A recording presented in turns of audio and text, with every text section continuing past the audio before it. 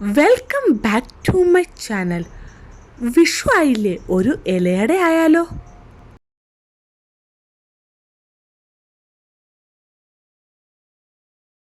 Ilayada തയ്യാറാക്കാനായി main ആയിട്ട് വേണ്ടത് വാഴയിലയാണ്. വാഴയില എടുത്തിട്ടുണ്ട്.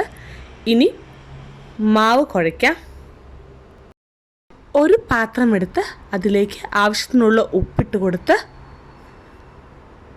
ചൂടുവെള്ളം ഒഴിച്ചു കൊടുക്കാം. നന്നായിട്ട് തിളപ്പിച്ച വെള്ളം വേണം ഒഴിച്ചു കൊടുക്കാൻ. അതിലേക്ക് ആവശ്യമായ അരിപ്പൊടി ഇട്ട് കൊടുക്കാം.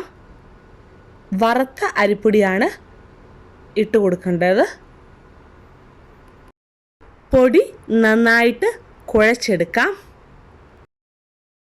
ഇലയടയ്ക്ക് ഫില്ലിങ്ങായി വെക്കാനുള്ള തേങ്ങയും ശർക്കരയും എടുക്കാം. തേങ്ങയും ശർക്കരയും മറ്റൊരു പാത്രത്തിലേക്ക് ആഡ് ചെയ്ത് കൊടുക്കാം. അല്പം ജീരകം കൂടെ ഇട്ട് കൊടുക്കാം. ജീരകവും ഏലക്കായൊക്കെ പൊടിച്ച് വേണേലും പൊടിക്കാതെയും ആഡ് ചെയ്ത് കൊടുക്കാവുന്നതാണ്. ഇനി നന്നായിട്ട് മിക്സ് ചെയ്യാം. ജീരകത്തിൻ്റെയും ഏലക്കായുടെയും ഫ്ലേവർ ഇഷ്ടമില്ലാത്തവർക്ക് അത് ഒഴിവാക്കാവുന്നതാണ്. ഇനി ഇലയിലേക്ക് മാവ് പരത്തി കൊടുക്കാം. ചെറിയ പീസായിട്ട് ഇല കട്ട് ചെയ്തെടുത്ത് അല്പം മാവെടുത്ത് പരത്തി കൊടുക്കാം.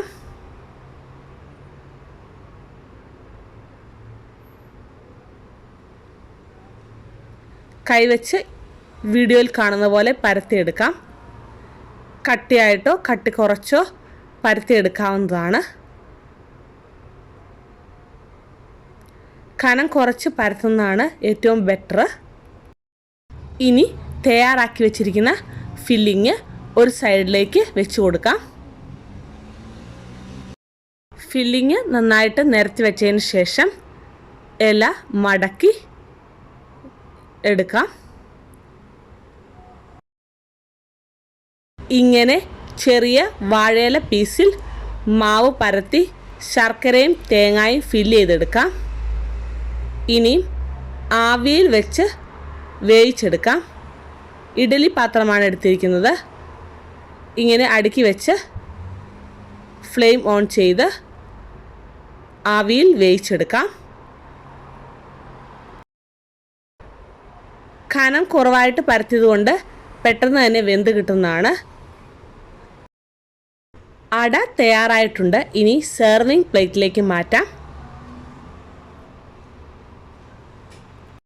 വാഴയിലയിൽ വളരെ ഈസി ആയിട്ട് കുറഞ്ഞ സമയത്തിനുള്ളിൽ ചെയ്യാൻ പറ്റുന്നതാണ് ഈ ഇലയട.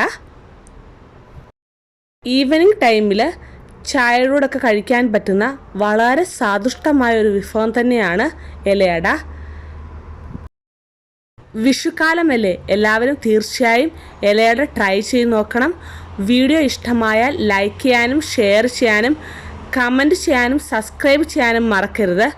മറ്റൊരു വീഡിയോയുമായി കാണുന്നവരേക്കും ബൈ.